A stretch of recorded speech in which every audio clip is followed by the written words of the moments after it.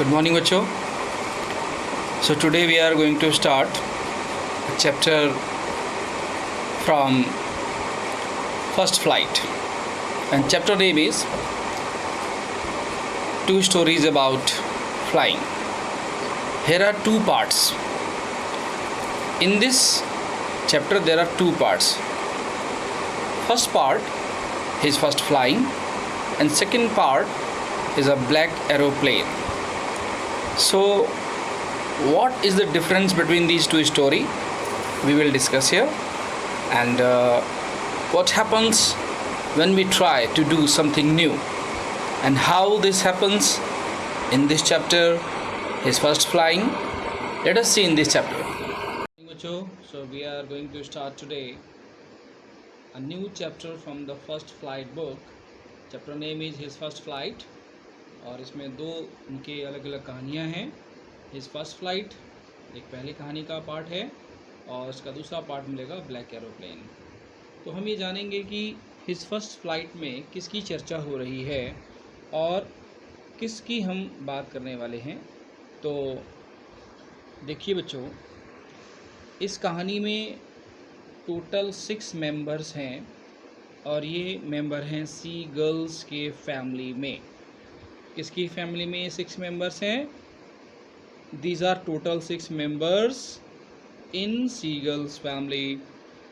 इसमें मैंने क्या लिखा है? इंक्लूडिंग हिमसेल्फ, खुद भी वो शामिल है. और कौन कौन लोग हो गए? 2 ब्रदर्स हो गए, सिस्टर्स हो गए, मदर हो गई और फादर हो गए. देखिए 1 2 3 4, और ये खुद मिलाकर भाई 2 हो गए, तो 6 हो गए टोटल. ठीक है, तो इस तरह से ये पूरी फैमिली हो गई इनकी. और देखिए बच्चों, इसमें क्या है? The young seagull was afraid of flying. एक बड़ी बात आप देखेंगे, ये जो यंग सीगल है, ये क्या लिखा है? Afraid of flying. ये डर रहा था, ये उड़ान भरने से डर रहा था. इसके मन में उड़ान के प्रति बहुत ज़्यादा डर भरा हुआ था. फैमिली मेंबर्स, अब जो परिवार के लोग होते हैं वो क्या करते हैं? परिवार के लोग हमारी हर स्थिति में हमारी सपोर्ट करते हैं. जब उन्हें लगा कि अरे, हमारी फैमिली का एक बंदा जो कमज़ोर है, जो आगे के लिए उड़ान भरना नहीं चाहता, जिसके मन में फियर ऑफ फ्लाइंग बैठा हुआ है, यानी वो बहुत ज़्यादा डर रहा है कि मैं उड़ पाऊँगा या नहीं उड़ पाऊँगा, तो ऐसी सिचुएशन में ये जो फियर ऑफ फ्लाइंग है, इसे रिमूव करने के लिए किसकी ज़रूरत होती है बेटा? अगर आप इसे रिमूव करना चाहते हैं तो आपको किसकी ज़रूरत है? आपको वहाँ पर फैमिली मेम्बर्स, यानी कि एक तरह से देखें तो आपको फैमिली सपोर्ट की ज़रूरत पड़ती है. और वो फैमिली सपोर्ट क्या करता है? आपकी जो भी प्रॉब्लम्स होती हैं उसे दूर कर देता है. तो कुछ इसी तरह उस सी गर्ल के फैमिली में, फैमिली के मेंबर्स ने सी गर्ल के मन से फ्लाइंग ऑफ, जो फियर ऑफ फ्लाइंग है, उसको रिमूव करने का काम किया. एवरी वन फैमिली, है ना, every one from the family motivates him. सारे लोग उसको मोटिवेट करने पे लग जाते हैं. मोटिवेट का मतलब क्या होता है? मोटिवेट का मतलब होता है कि वो सारे लोग उसे इंस्पायर करते हैं कि आप भी कुछ कर सकते हो, ऐसा नहीं है, आप भी उड़ान भर सकते हो. तो उन्होंने उसको फ्लाइंग के लिए मोटिवेट किया. अच्छा, कभी कभी मोटिवेट भी काम आता है, कुछ लोग टॉन्ट भी कसते हैं. टॉन्ट को हम लोग हिंदी में कहते हैं तंज कसना, है ना, या कह सकते हो आप किसी का मजाक उड़ा रहे होते हैं. ठीक है, तो ये जो टॉन्ट होता है, आप किसी को क्या करते हो? क्रिटिसाइज़ करते हो. क्रिटिसाइज़ करते हो. किस लिए क्रिटिसाइज़ करते हो? आप उसको क्रिटिसाइज़ करते हो क्योंकि उसको नहीं आ रहा होता है कि उसे क्या करना है, कैसे करना है. तो कहीं ना कहीं जब हम किसी की आलोचना करते हैं, है ना, किसी का हम अगर आलोचना करते हैं बच्चों, है ना, क्रिटिकल एप्रिसिएशन, यानी कि आप उसकी तारीफ़ भी कर रहे हो और उसकी बुराई भी कर रहे हो. दोनों बातें मिला जुला करके आपका एक ही पर्पस होता है कि हम किस तरह से किसी को मोटिवेट करें, कैसे कोई आगे बढ़े. तो हो सकता है ऐसे कामों के लिए जो भी हम करते हैं, तब हम उसे टॉन्ट मारना कहते हैं, यानी कि आप उस पर एक तरीके का सटायर भी कह सकते हो, आप सटायर भी कर रहे हो, टॉन्ट मार रहे हो।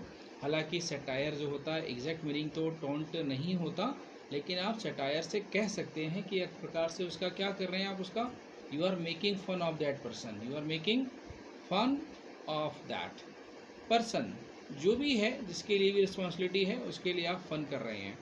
तो ये चीज़ें टॉन्ट हो जाती हैं। और आप ये टॉन्ट किस लिए कर रहे हैं, कवर्डाइज, आप उसकी कायरता के लिए, है ना।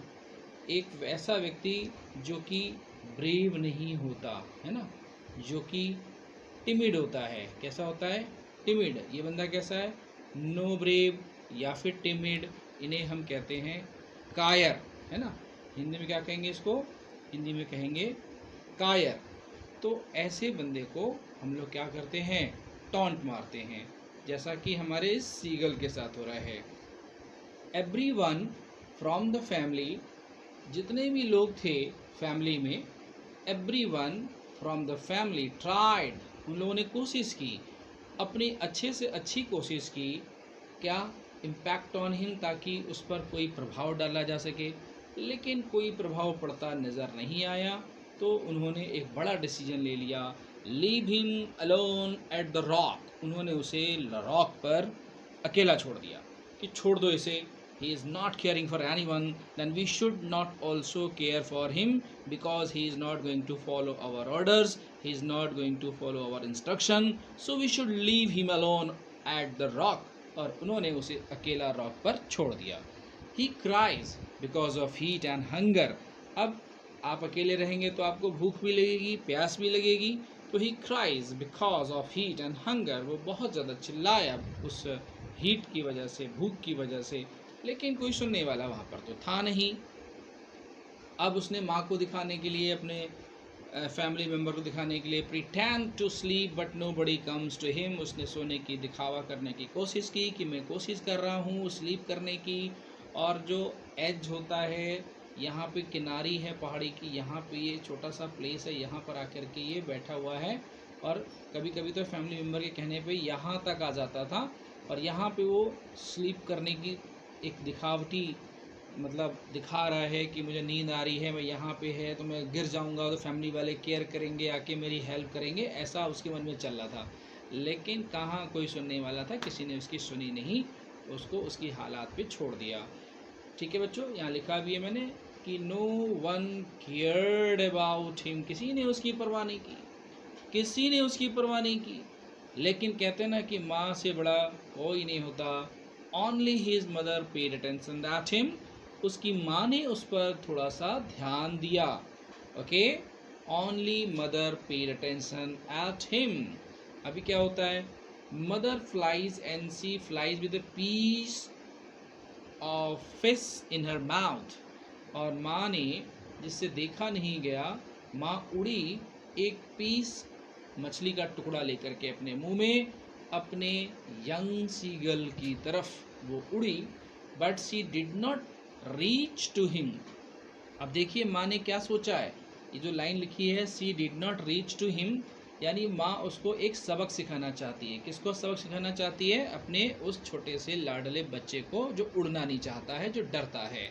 तो उसने क्या किया, सी स्टॉप्स एट अ डिस्टेंस, मान लीजिए कि ये एक माउंटेन है, ये एक रॉक का एक टुकड़ा है, पीस है, छोटा पार्ट है उस माउंटेन का, और यहाँ पे ये एज है, ठीक है, और यहाँ पे सीगल बैठा हुआ है, ठीक है। तो माँ उड़ती हुई जो थी वो केवल यहाँ तक आई है, ठीक है, और ये उतना गैप उसने छोड़ दिया, इसके पास नहीं गई। क्यों नहीं गई, ताकि जो इसके मुंह में जो यहाँ पे जो फिश है, जो फिश का टुकड़ा है, उसको देख के इसमें लालच आ जाए। क्या आ जाए, उसको देख के इसके मन में लालच आ जाए।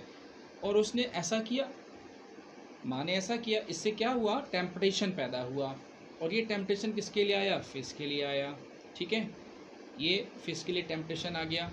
अब the young seagull dives to catch a fish to feed himself, अब वो यंग सीगल, वो बेचारा व्याकुल छोटा सा सीगल, डाइव्स, उसने डाइव मार दी, भूख से परेशान बेहाल डाइव मार देता है, to catch to feed himself, अपने आप को खाना देने के लिए उसने छलांग मार दी है। और उसकी छलांग का नतीजा क्या मिला, उसका छलांग का नतीजा ये मिला, he begins to fly slowly towards and upward। दो तरीके की स्विमिंग आ गई उसको। ये उड़ने वाली स्विमिंग है बच्चों, upward and downward, upward and downward. ये स्विमिंग सीख ली जनाब ने। और he begins to fly slowly downward and upward। Seagull was not feeling any type of afraid of flying and falling down in the sea। अब seagull बिल्कुल भी डर नहीं रहा था फ्लाई करने से, और वो समुंदर में अपनी उड़ान के लिए आगे चल दिया। Now seagull family come near to him and encourages him. अब तो उसके परिवार के लोग भी उसके करीब आ गए और सभी लोग उसे इनकरेज करने लगे, यानी उसको शाबाशी देने लगे। Piece of fish were given to him as reward. और जनाब के नीचे आ जाने पर क्या हुआ, पूरी फैमिली ने मिलकर के उसका स्वागत किया। They all welcomed him. ठीक है, सब ने उसका मिल कर के स्वागत किया, वेलकम किया फैमिली में। And this way we see that he has made his first flight successful. और इस तरह आपने देखा इस चैप्टर का जो एंडिंग पार्ट है वो ये हमें बताता है कि कहीं ना कहीं हमारा अपना प्रयास और हमारी फैमिली का सपोर्ट हमें हमारी कामयाबी तक पहुंचा देता है। और यही इस कहानी का मैसेज था कि कैसे हम अपने आप को आगे बढ़ा सकते हैं। इसी की दूसरे पार्ट में हम देखेंगे ब्लैक एरोप्लेन। एक और कहानी आती है जो कि फ्रेडरिक फॉर्स्टर ने लिखी है, और इस ब्लैक एरोप्लेन की कहानी में भी कुछ इसी तरह की मोटिवेशनल बातें हैं। लेकिन ये मोटिवेशन कभी कभी क्या ना सेल्फ मोटिवेशन होता है, या हमारा सिक्स सेंस काम करने लग जाता है। तो इस चैप्टर में हम देखेंगे कि writer was in his old Dakota and it was 1:30 in the morning। This is the time you should remember. Time बच्चों क्या हो रहा है, 1:30 AM का टाइम हो रहा है। और इस टाइम पे हमारा जो कैरेक्टर है फ्लाइंग ओवर फ्रांस, याद रखिएगा, फ्लाइंग ओवर फ्रांस। और वो फ्रांस के ऊपर उड़ रहा है, कहाँ जाने के लिए, इंग्लैंड जाने के लिए फ्रांस के ऊपर से उड़ रहा है। इसके बाद आप देखेंगे ही इन्फॉर्म्ड, किसने, इसी कैरेक्टर ने इन्फॉर्म्ड पेरिस कंट्रोल को इन्फॉर्म कर दिया। इसने क्या इन्फॉर्म किया उसने कि he was on his way to England, he turned his plane 12 degree. ये देखिए बच्चों क्या लिखा हुआ है, उसने प्लेन को कितने डिग्री पर जाकर के टर्न किया, 12 डिग्री वेस्ट टुवर्ड इंग्लैंड। उसने खुद को इंग्लैंड जाने के लिए 12 डिग्री पे अपने जहाज को मोड़ दिया है और वो इंग्लैंड पहुंचना चाहता है, याद रखिएगा इस बात को। He was thinking of taking breakfast, उसके दिमाग में क्या चल रहा था उड़ान भरते समय, taking breakfast with his family. वो सोच रहा था मैं पेरिस पहुंच जाऊंगा, अपनी फैमिली के साथ ब्रेकफास्ट एंजॉय करूंगा।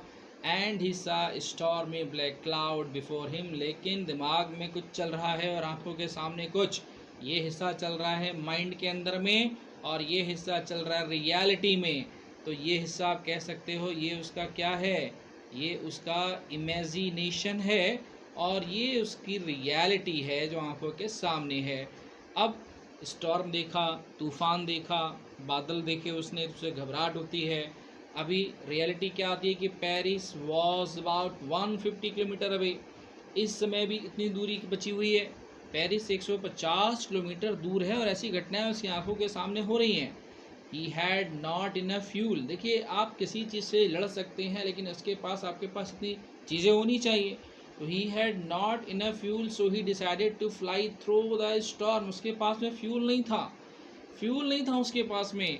तो उसने फैसला किया कि अब मैं क्या करूं। देखिए मान लीजिए कि अगर ये क्लाउड है, मैं आपको दिखा रहा हूँ यहाँ पे पिक्चर के माध्यम से, आप अगर अपने जहाज़ को लेकर के, जो ये आपका जहाज़ है, ठीक है, अगर आप इस जहाज़ को लेकर के सीधे सीधे जाओगे तो आपका डिस्टेंस कम लगेगा। अगर आपने पैराबोला बना लिया ऐसे करके जाने का तो इसमें आपका फ्यूल ज़्यादा लगेगा। हमारे कैरेक्टर के पास फ्यूल ही नहीं है तो उसने डिसाइड किया मैं ऐसे जाऊंगा। ये ख़तरनाक था, ये बहुत ही ज़्यादा रिस्की था, लेकिन हमारे कैरेक्टर ने इस रिस्क को लेना चाहा और वो आगे बढ़ गया। तो fly through the storm. In the middle of the storm, he could not see anything, and all his instrument like compass, radio stopped working. सारी चीज़ों ने काम करना बंद कर दिया क्योंकि वो स्टॉर्म है. All of sudden he saw another aeroplane. अचानक उसने देखा एक दूसरा एरोप्लेन उसे नज़र आता है. विदाउट लाइट, लेकिन उसमें लाइट नहीं है. The pilot ask him to follow. और उस पायलट ने उससे क्या कहा? उस पायलट ने उससे कहा आस्क हिम टू फॉलो, आप मुझे फॉलो करिए. और ये जो हमारा कैरेक्टर है उसे एक छोटे बच्चे की तरह फॉलो करना शुरू कर देता है. He found a runway, now he was safe and happy. आधे घंटे तक की उड़ान भरने के बाद बादलों से जनाब बाहर आ जाते हैं. और बाहर आने के बाद उन्होंने देखा रनवे दिख रहा है. मैं बिल्कुल सेफ हूँ. हैप्पी था वो, लेकिन मन में बात थी उसके. वांटेड टू गिव थैंक, वो उस आदमी को धन्यवाद देना चाहता था. But when he saw there was no one to share his joy. लेकिन मैं धन्यवाद दूं तो किसे दूं, क्योंकि वहाँ पे तो कोई था ही नहीं जिससे जाके वो हाथ मिलाता, जिससे जाके वो थैंक यू बोलता. He went to control room and asked the women. जो वुमेन वहाँ बैठी थी कंट्रोल रूम में, उससे पूछा उसने कि मैं उसको थैंक करना चाहता हूँ. The person who helped me, जिसने मेरी मदद की है. Who was on the duty about the pilot, वो जानना चाहता था कि कौन था ड्यूटी पर उस समय पायलट की ड्यूटी पर. लेकिन वो वुमन जो थी वो तो बेचारी खुद ही पजल्ड हो गई, एकदम सरप्राइज्ड हो जाती है. और उसने लाफिंग यानी कि सी स्टार्टेड टू लाफ, उसने हंसना शुरू कर दिया. हंसी एंड टोल्ड दैट, उसने कहा there was no other plane in the radar. अरे भाई, मेरी रडार में तो कोई दूसरा प्लेन था ही नहीं. मेरी रडार में तो कोई दूसरा प्लेन था ही नहीं. अब ये सुनने के बाद हमारा राइटर तो बहुत ज़्यादा सरप्राइज हो जाता है. He thought about the person who helped him, but he was not satisfied. उसके मन में ये बातें रह गई कि मेरी मदद किसने की है, और वो जान नहीं पाया. लेकिन कहते हैं ना कि जब आप अपनी मदद खुद करते हैं, if you help your self, जब आपके अंदर में सेल्फ हेल्प की भावना जाग जाती है और आप अपनी मदद खुद करते हैं, देन गॉड इज़ देयर. एक ही बात कहूँगा मैं, God is there to help you. उस समय गॉड आपकी मदद करने के लिए आ जाता है. तो इसीलिए कहा गया है कि किसी भी ऑड सिचुएशन में, चाहे कोई कितना ज़्यादा ऑड सिचुएशन आपके सामने क्रिएट क्यों ना हो जाए, अगर कोई भी ऑड सिचुएशन आ जाती है तो आपको सबसे पहले क्या रखना अपने पास चाहिए? आपको होप रखना चाहिए, है ना. आपका होप और आपका डिटर्मिनेशन, जो आपके इरादे होते हैं, जिसे हम कहते हैं इरादा, अगर ये आपका मजबूत है, जिसे आप कह सकते हो विल पावर, अगर ये आपका मजबूत है, तो मैं एक ही बात कहूँगा, कोई दुनिया की ताकत आपको विनर बनने से नहीं रोक सकती है, जैसा कि यहाँ पर हुआ है. अब हम यहाँ पे कह सकते हैं कि इसमें राइटर के दिमाग में क्या काम कर रहा था, तो कहीं ना कहीं सिक्स सेंस उसका काम कर रहा था जिसने उसकी हेल्प की थी. तो मैसेज यही जाता है, anyhow in any situation, if you are firm determined that your help is going to be given by God, then definitely you are going to get your success and no one can stop you. Then you are the only winner. So please believe in yourself. अपने आप में भरोसा रखिए और ये भरोसा ही आपको एक दिन आपको विनर बनाता है. थैंक यू बच्चों.